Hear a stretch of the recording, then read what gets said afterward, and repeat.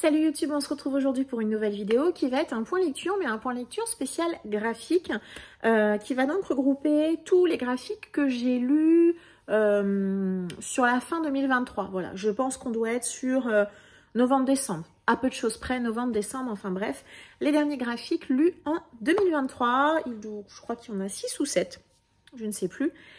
Et on va démarrer tout de suite, donc comme d'hab, du manga, de la bande dessinée et du comics. Il y a un petit peu de tout dans des genres un petit peu différents également. On démarre par un manga. J'ai lu La Dame de la Chambre Close de Minetaru Mochizuki. C'est publié chez Glénat. C'est un titre qui a été difficile à trouver, qui a été réédité l'année dernière. Il m'intriguait déjà depuis un petit moment. Et du coup, voilà, je me le suis procuré quasiment à sa sortie. Au cas, je sais plus. Je sais même plus, mais probablement. Et ben voilà, je l'ai lu quasiment dans la foulée. Ici, on va faire la rencontre d'un jeune garçon qui s'appelle Hiroshi. Alors, je sais plus s'il est lycéen ou jeune travailleur. Non, je pense qu'il doit être jeune travailleur.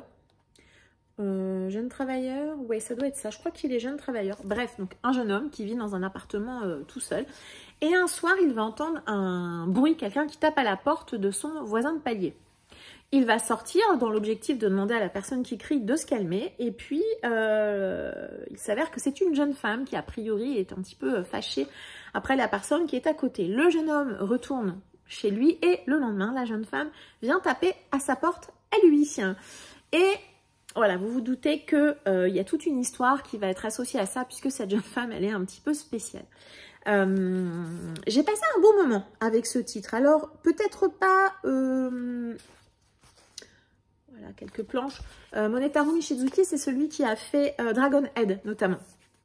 Alors, on n'est peut-être pas sur un titre extrêmement novateur, puisque c'est à la fois dans l'histoire et puis à la fois dans le déroulé, une trame assez classique. En tout cas, moi, j'ai eu un petit peu l'impression de lire un film d'horreur, en fait. Voilà, j'ai retrouvé quelques codes, notamment au niveau de l'angoisse qui monte, du suspense. Voilà, comme si c'était un film jusqu'à un gros événement. Également au niveau des jumpscares.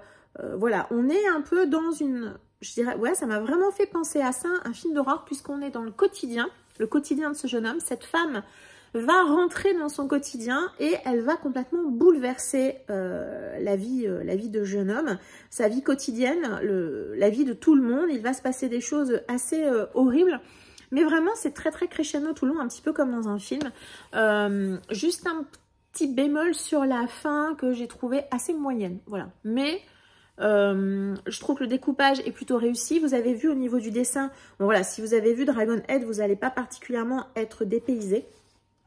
Un dessin que je trouve assez classique, mais franchement, j'ai passé un bon moment. Voilà, je ne regrette pas du tout ma lecture. Et il y a quelques planches quand même qui sont très très réussies et vraiment bien flippantes. C'est un classique, me semble-t-il, du manga d'horreur. Et moi, franchement, j'ai passé un moment et voilà, ça m'a bien plu. Ensuite, je vais vous... Alors non, hop, je vais plutôt les mettre là. Voilà. Ensuite, je vais vous parler, alors, exceptionnellement, de 2 tomes que j'ai lus. Alors, pas forcément en même temps, mais vous savez que quand je en lis et que je dois tourner un update graphique, je les regroupe de toute façon, puisque j'ai lu les One Piece tome 105 et tome 106. Alors, ça brille un petit peu, c'est un peu shiny, puisque moi, j'achète quand je peux les premières éditions. Donc, à chaque fois, ce sont des couvertures un peu brillantes. Tome 105, tome 106, One Piece, je continue de le lire toujours en lecture commune avec Dorian. Alors, il y a un tome qui est un peu plus épais que l'autre. Celui-ci est un peu plus épais. Tome 105, je vais aller assez vite, parce que vous vous doutez bien que tome 105 et 106, ça va être un petit peu compliqué. Donc, c'est de Eiichiro Oda et c'est publié chez Glénat. Si jamais vous êtes passé à côté du phénomène One Piece, où étiez-vous ces bientôt 30 dernières années ? Donc ici on termine enfin l'arc du pays de Wa, qui est clairement pas mon arc préféré, vraiment pas, que ça soit au niveau de l'histoire ou même des personnages, pas du tout mon arc préféré. Je suis contente de démarrer un nouvel arc ici, donc là on est un petit peu sur un tome de transition.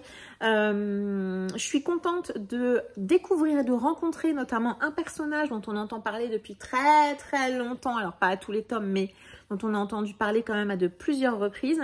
Je suis également contente de voir que Eiichiro Oda, contrairement à la fin de l'arc de Wa où il était ultra centré sur les combats, là En tout cas, dans ce tome-ci, on a davantage d'histoire, on va dire, qui est posée là. Il lance plusieurs arcs narratifs à travers plusieurs personnages. Donc, je suis plutôt contente de suivre. J'aime beaucoup l'équipage, j'ai pas de problème avec ça, mais je suis aussi contente de suivre d'autres personnages qui, chacun, vont proposer différentes histoires. Ça m'a beaucoup plu. Et dans le tome 106, c'est un excellent tome, je trouve, au niveau des révélations, au niveau de l'histoire de fond de One Piece, au niveau, toujours pareil, des personnages secondaires. On a beaucoup moins de combats dans ce tome-ci que dans d'autres tomes, ce qui n'est pas pour me déplaire parce que comme je le disais, je trouve que notamment ce qui pêche dans l'arc du pays de Wa, c'est notamment la multiplication des combats et des combats que je trouve de plus en plus brouillons, fouillis, trop nombreux et puis aussi des combats qui ont un peu, je trouve, le phénomène Dragon Ball, c'est-à-dire ultra puissant, c'est encore plus puissant, bref, c'est pas quelque chose qui me plaît le plus. Ici, on a quand même une alternance entre les combats, les révélations et les événements, l'histoire en elle-même. Le tout est plutôt bien géré et franchement, l'auteur, il arrive vraiment bien à maintenir l'intérêt. Je suis quand même tome 106. Alors, les pages sont extrêmement chargées. C'est pas le cas hein, dans les premiers tomes. Je trouve dans les premiers tomes, c'est un peu plus aéré. C'est vrai que là, quand vous prenez un One Piece, voilà, c'est assez chargé. Bref, je dirais rien de plus. Un excellent tome, et ben voilà, je continue bien évidemment de lire One Piece, toujours avec Dorian, bien évidemment. Ensuite, un manga que j'ai lu, je pense en octobre, il me semble, c'est Hideout de Masasumi Kakizaki, c'est publié chez Kiun. C'est un manga qui, je crois, est en arrêt de commercialisation, donc vous pouvez ne le trouver plus qu'en occasion. Alors je l'ai lu principalement parce que j'ai envie de découvrir l'auteur Masami Kakizaki et quoi de mieux pour le découvrir qu'un one shot. Alors au niveau du dessin, vous allez vite comprendre pourquoi c'est ma cam. Si vous me suivez depuis un petit moment, on est vraiment sur des dessins ultra noirs, ultra tramés. Au niveau des visages, alors j'essaie de trouver quelque chose. Voilà, une page un peu plus classique, on va dire, vous voyez. Au niveau de, vraiment, c'est au niveau graphique, c'est tout à fait ma cam. Donc bref. Et j'ai plusieurs titres de cet auteur dans la Mangatech. Donc voilà, c'est vraiment un auteur que j'ai envie de découvrir. Donc ici, on va faire la rencontre d'un jeune homme qui s'appelle Seiichi Kirishima. Et l'histoire débute quand il part dans un endroit particulier avec sa femme, et il a une idée en tête très précise de ce qu'il veut faire. Voilà. Je ne vais pas vous en dire plus parce que je pense que c'est bien quand même de découvrir. Alors quand bien même la 4e raconte beaucoup plus que ce que je viens de vous dire. Donc un jeune homme qui part en forêt, il me semble, avec sa femme. Bien évidemment, il y a un passé. Il s'est passé des choses entre tous les deux bien longtemps avant. Et bien l'auteur va nous faire remonter le temps, une petite alternance entre ce qui s'est passé avant et ce qui se passe là. Vous vous doutez, dans un manga d'horreur, parmi les planches que je vous ai montrées, on est vraiment très loin des choses les plus difficiles que vous allez lire. J'adore le dessin, clairement, je suis assez fan du dessin. Que ça soit le fond ou la forme, tout est noir, vraiment. Je trouve ça assez fort. On a des planches horribles de noir comme ça, voilà. Et à côté, on a des planches un peu plus claires. Voilà. Mais on a quand même quelques planches, notamment celles où il raconte son passé, qui là sont vraiment complètement claires. Mais le présent est assez horrible. À nouveau, au niveau du déroulé de l'histoire, c'est assez classique. Pas de choses vraiment incroyables au niveau du scénario. Il y a quelques jumpscares, il y a quelques retournements de situation, il y a quelques événements quand même qui vous donne envie de poursuivre. Ça reste un one-shot que j'ai trouvé, un one-shot d'horreur très efficace, addictif. On est bien pris dans l'histoire. Et voilà, moi, globalement, j'ai passé un très bon moment. Et je suis plutôt contente d'avoir découvert l'auteur avec ce one-shot. Voilà, qui n'est pas, je pense, incroyable. Mais voilà, qui moi m'a fait passer plutôt un bon moment. Je vais ensuite vous parler d'une bande dessinée qui s'appelle Reanimator. Donc c'est de Florent Calvez et c'est publié chez Delcourt. C'est inspiré des univers de Lovecraft. Ici, donc, on va faire la rencontre de deux jeunes étudiants, notamment de l'un. Alors, le schéma, c'est effectivement un schéma où on a un vieil homme qui va nous raconter comment il en est arrivé là où il en est au début de l'histoire. et on va remonter le passé. Ça, c'est vrai que c'est quelque chose qu'on retrouve quand même à plusieurs reprises chez Lovecraft, un personnage qui nous raconte son histoire. Donc, on va retourner à l'université avec notre personnage, et ce personnage principal va se lier d'amitié avec un jeune homme qu'on a ici. Et ce jeune homme a des idées assez précises de ce qu'il compte faire. Donc, c'est une histoire assez noire. Alors, vous voyez au niveau du dessin, on est sur des... Alors, vous verrez peut-être pas très bien, mais on est dans des tons de vert, dans une gamme de vert, avec notamment des dessins qui donnent l'impression parfois d'être un peu à la limite du crayonné. C'est une histoire très noire, très glauque, mais on retrouve quand même complètement la patte et l'ambiance générale des écrits de Lovecraft. Donc, si vous êtes habitué de Lovecraft, si vous aimez vraiment l'ambiance qui se dégage, on est toujours un peu à la lisière entre la folie et l'horreur. Je pense que Réanimator, ça peut vous plaire. Tout au long de cette histoire, on va vraiment crescendo dans l'horreur, dans des choses qui sont de plus en plus dures. Le dessin, il est un petit peu spécial. Alors, je vais pas vous mentir, quand je l'ai acheté, en fait, c'était un achat d'occasion sur Vinted. J'avais acheté un autre titre et en fouillant dans la boutique de la personne, j'avais vu qu'elle avait ce titre que j'ai donc pris.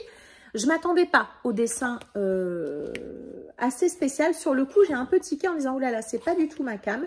Je confirme, c'est pas du tout mon genre de dessin, de couleur, mais ça sert très bien l'ambiance du texte et l'histoire proposée par l'auteur.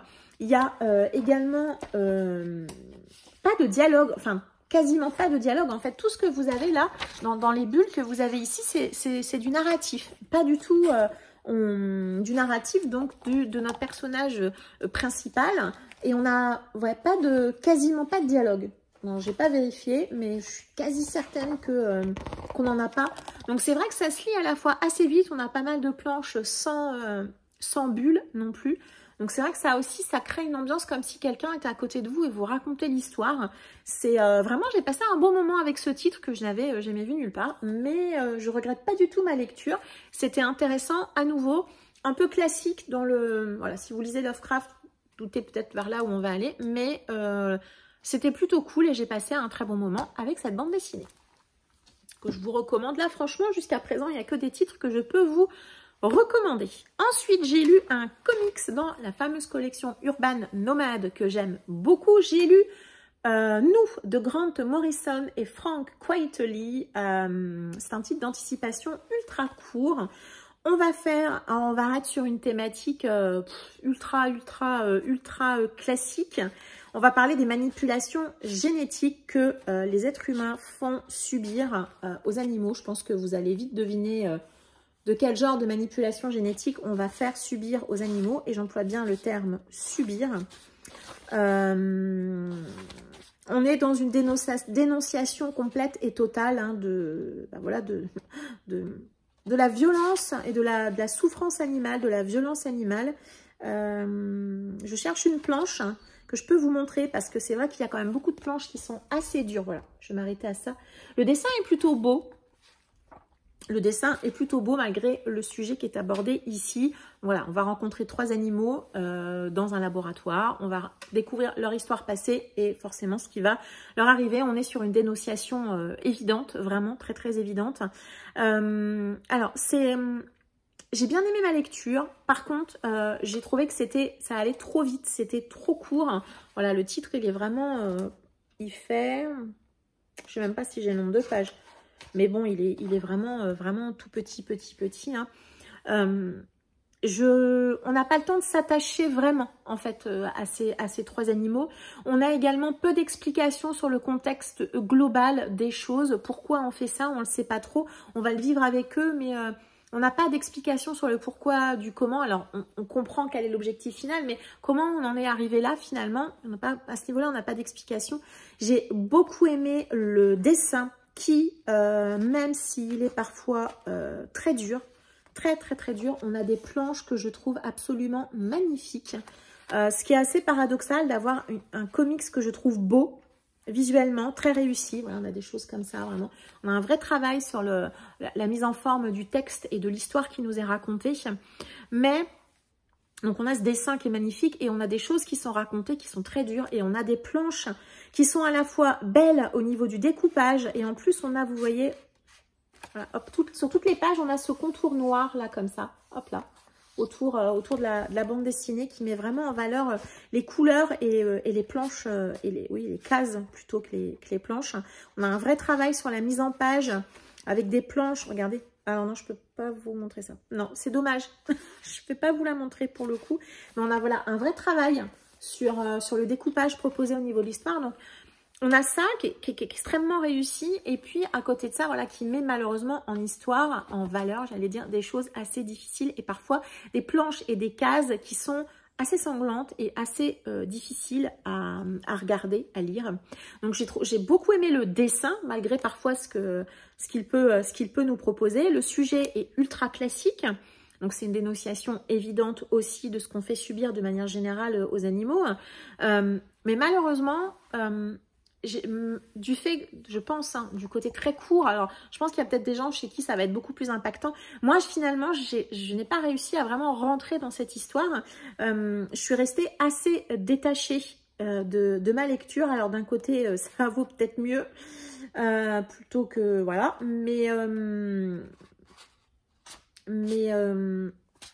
Ouais, c'est un peu dommage, c'est mon petit regret. Je suis pas vraiment rentrée dans l'histoire et ouais, forcément, je suis un petit peu déçue puisque, bah, au vu du sujet, j'aurais aimé ressentir peut-être plus de choses. Là, j'ai une lecture assez détachée, assez froide et voilà. Je peux pas aller jusqu'à dire que je suis passée à côté parce que, ne serait-ce que pour la qualité des dessins, j'étais vraiment intéressée par ma lecture, mais c'est vrai que sur l'histoire et sur la manière dont elle m'a été racontée, c'est trop rapide. Et voilà, et je suis restée un peu quand même, j'ai pas ressenti d'émotion et c'est un petit peu dommage pour un sujet comme celui-ci.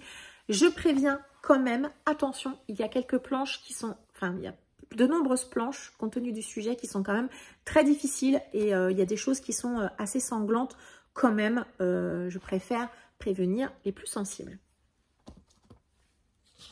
C'est un peu dommage vu le sujet, voilà, mais ça l'a pas fait. Changement de genre complètement avec une bande dessinée que j'ai eue pour mon anniversaire. C'est celle-ci, Le jour où les liens se tissent, de Becca, Marco et Maëla. C'est publié chez Bambou Édition. C'est une bande dessinée que vous avez déjà vue à plusieurs reprises. C'est une bande dessinée de développement personnel. Ici, on est au tome 2, 4, 6, au tome 7. J'ai lu tous les tomes précédents. Celui-ci m'avait été offert pour mon anniversaire. Chaque tome est une histoire complète. Vous pouvez tout à fait les lire indépendamment. Moi, je vous conseille quand même de démarrer, de les faire plus ou moins dans l'ordre parce que même s'il n'y a pas vraiment de lien les uns avec les autres, vous allez de temps en temps retrouver quelques personnages. Et puis, il y a des thématiques qui sont abordées dans certains tomes qu'on voit un peu avant. Bref, faites comme vous voulez. Vous pouvez tout à fait les lire séparément. Ici, la structure change par rapport à ce que j'ai eu dans les tomes précédents puisque dans les tomes précédents, on avait vraiment une histoire complète par tome. Là, on a... d'une manière un peu différente, on a, hop là, une petite citation, voire un mot parfois. Voilà. On a donc une petite citation, un mot, là par exemple c'est coucher. Et suite à cette citation et à ce petit mot, on a une nouvelle en fait qui nous est racontée après. Alors je vous montre parce que je trouve qu'une des forces de cette bande dessinée, c'est vraiment la douceur des couleurs et des visages, les formes des personnages également. On est vraiment sur des choses très très douces. Ici, de la même manière, donc une construction différente avec des petites nouvelles qui vont mettre en avant, comme est indiqué dans le titre, les liens qui se créent, que l'on crée ou que l'on ne crée pas les uns avec les autres. Donc déjà, on a ça. Et puis, je trouve qu'on a aussi, qu'on avait beaucoup moins dans les tomes précédents. C'est un jeu, un travail, voilà, au niveau de la mise en page. On a beaucoup plus dans ce tome-ci que dans les tomes précédents qui étaient parfois plus classiques. Dans la structure des planches. On a parfois des planches avec très peu de texte, ce qui est aussi intéressant au niveau du travail. Donc une structure un petit peu différente. Et aussi, de par cette structure un peu différente, je trouve que les auteurs nous obligent davantage à prendre le temps vraiment de lire chaque nouvelle, de réfléchir, de mettre parfois en lien par rapport avec notre quotidien, notre manière de voir les choses. C'était une bande dessinée que j'ai trouvée extrêmement douce. Comme je le disais, elle va mettre en avant les liens voilà, que l'on crée les uns avec les autres, à l'enfance, à l'âge adulte, les liens d'amour, les liens d'amitié, les liens de fraternité, les liens familiaux. Il y a vraiment pas mal de choses dans cette bande dessinée. J'ai passé un excellent moment, j'ai trouvé qu'elle était extrêmement réussie. S'il y a certains tomes qui m'ont moins convaincue, celui-ci fait vraiment partie de ceux qui m'a le plus plu. Je pense qu'on peut parler d'un petit coup de cœur pour ce titre. Moi, je l'ai beaucoup aimé et je ne peux que vous le recommander. Alors, oui, c'est clairement une bande dessinée de développement personnel, mais le développement personnel n'a pas pour objectif de révolutionner votre vie en lisant une bande dessinée. Le développement personnel, surtout en lisant cette bande dessinée, elle a pour objectif de vous faire vous poser des questions et peut-être simplement de vous accompagner sur un petit bout du chemin vers des changements éventuels. Mais elle n'a pas du tout pour objectif de changer votre vie. Vous n'allez pas changer de vie, on ne sait jamais, mais c'est très peu probable en lisant cette bande dessinée et en arrivant à la fin. Ce n'est pas l'objectif du développement perso, mais simplement de lire ce titre, de se poser des questions, de prendre peut-être 2-3 petites choses, d'en prendre conscience de certaines choses aussi. Bref, c'est une série de BD que j'aime beaucoup, vous le savez. Celle-ci est une des plus réussies et forcément, je vous la recommande. Et on va terminer ce point lecture graphique par une intégrale, puisque j'ai lu l'intégrale de La mémoire de l'eau de Valérie Vernet et Mathieu Rennes. C'est publié chez Dupuis. C'est une intégrale qui contient les 2 tomes publiés, en tout cas à ce jour, sur cette bande dessinée qui m'a fait passer un très chouette moment. On va faire la rencontre de Marion, la petite fille que vous avez ici. Elle déménage hein, puisque ses parents divorcent et donc elle va suivre sa maman qui va récupérer la maison familiale et cette maison familiale se situe pas très loin de la mer et ben voilà. Et donc cette petite fille Marion, elle va découvrir ce nouveau village, les endroits où elle habite et voilà à nouveau créer des liens avec, on en parlait juste avant, avec certaines personnes. J'ai passé un bon moment avec cette bande dessinée. C'est une bande dessinée qui m'a bien plu. Au niveau du style graphique, on est sur quelque chose comme ça. Voilà, donc une bande dessinée, somme toute, je trouve assez classique. On a beaucoup, je trouve, au niveau des couleurs. On a beaucoup de bleu. Alors forcément, on n'est pas très loin de la mer. Hein. Mais voilà, un découpage aussi, pareil, que j'ai trouvé assez classique. Pas forcément de grande innovation. Donc voilà, une BD assez classique au niveau du style graphique, on va dire. J'ai bien aimé les couleurs. J'ai trouvé que la mer était bien rendue, qu'on avait vraiment des jolies choses au niveau des couleurs, des choses qui étaient proposées. Voilà, des choses assez sympas.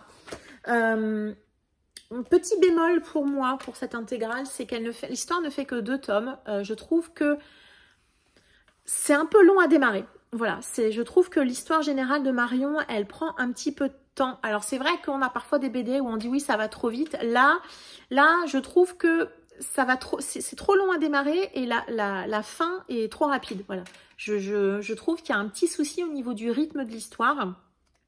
Ça prend trop son temps au début et ça va trop vite sur la fin. Alors bon, je suis un peu... voilà, je trouve qu'il y a un petit souci de rythme quand même au niveau de l'histoire. C'est très agréable de suivre Marion, surtout au début. Mais peut-être que, voilà, accélérer un peu le rythme, ça aurait, je pense, pas été mal. Également, c'est une duologie qui pourrait avoir une suite, largement. Voilà. Donc, je dirai rien sur la fin, mais sachez que il y a tout à fait matière à faire une suite, même... je suis même étonnée qu'il n'y ait pas eu de tome 3, voilà. C'était une lecture très sympa et très sympa aussi parce que c'est un titre qui m'a beaucoup fait penser à Ghibli. Alors, là notamment, quand la maman et Marion aménagent dans cette nouvelle maison, j'ai pensé à Totoro, quand les petites, elles arrivent parce que leur maman est malade. Alors là, je ne sais pas pourquoi ces planches particulièrement m'ont vraiment fait penser pardon, à Ghibli. Alors, est-ce que c'est dans le choix des couleurs? C'est tout à fait possible. Je trouve qu'il y a une ambiance générale, notamment le lien avec la nature, le respect, etc. Ouais, je trouve qu'il y a vraiment, voilà, au niveau du dessin de ce personnage aussi. Voilà, il y a des choses qui m'ont vraiment fait penser aux différents films de Ghibli avec les mystères. Enfin bref, il y a vraiment pas mal de choses qui m'ont fait penser à ça. Donc, une ambiance générale Voilà, si vous avez aimé Ghibli, je pense que c'est une BD qui également peut vous plaire. Dans cette intégrale, il y a également un cahier tout au début, un cahier graphique avec des esquisses et puis voilà, des choses qui sont absolument magnifiques où le dessinateur voilà, nous propose. Et là, on a notamment, alors si j'ai bien suivi, cette image-ci, c'est la couve du tome 2 que moi, j'ai pas puisque moi, j'ai l'intégrale, mais la planche est absolument magnifique. Voilà. On a aussi ça, vraiment, qui m'a fait penser aussi beaucoup à Ghibli. Et je crois que ils le disent un petit peu quand même, que c'est une de leurs sources d'inspiration. Et je trouve que ça se sent une ambiance générale très douce. Et voilà, cette petite fille qui découvre la mer. Et puis voilà, des mystères tout autour de chez elle. Voilà, une BD plutôt sympathique. Et franchement, si vous avez l'occasion de la découvrir, je pense qu'elle peut également plaire à beaucoup de monde. Voilà, l'update graphique est maintenant terminé, donc je suis plutôt contente parce qu'il n'y a pas de déception vraiment dans cette update graphique, de très bonne lecture et puis il y a un petit peu moins. Je peux quasiment vous recommander tout. Attention, mention spéciale pour Nous, qui est un titre un petit peu plus difficile d'un point de vue visuel et thématique. Voilà, j'espère que cette update vous aura plu. N'hésitez pas à m'indiquer en commentaire si vous avez lu certaines des bandes dessinées dont je vous ai parlé aujourd'hui. Si je vous ai donné envie d'en lire certaines, n'hésitez pas. Merci en tout cas à ceux qui pensent toujours à mettre un petit commentaire ou même simplement à mettre un petit smiley. Je les en remercie beaucoup, je les embrasse tous très fort. Voilà, je vous souhaite une très agréable journée et je vous dis à très bientôt. Ciao!